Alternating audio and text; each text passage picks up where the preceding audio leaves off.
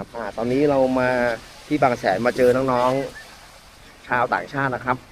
สวัสดีครับ จ้า อันนี้มาจากประเทศอะไรครับ มาจากไหนเอ่ย มา มาจากกะเหรี่ยงนะ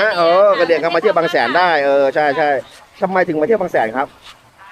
หืม ชอบทีมที่เขามากค่ะ อ๋อชอบที่นี่มากทำงานอยู่แถวนี้เหรอครับหรือว่าไงครับ ใช่ค่ะทางกัน อ๋อแล้วบรรยากาศชอบไหมครับที่นี่ ชอบนะครับ ชื่อน้องอะไรครับเนี่ย ชื่อพองค่ะ แล้วน้องล่ะครับ ชื่อเมย่าค่ะ โอเคมาเที่ยวที่นี่กี่วันครับแล้วเช้าไปเย็นกลับครับ จะยิงกันแล้วค่ะ ไปเช้าจะไปเย็นกลับโอ้โหโอเค ขอให้มีความสุขเยอะนะครับสวัสดีครับสวัสดีครับ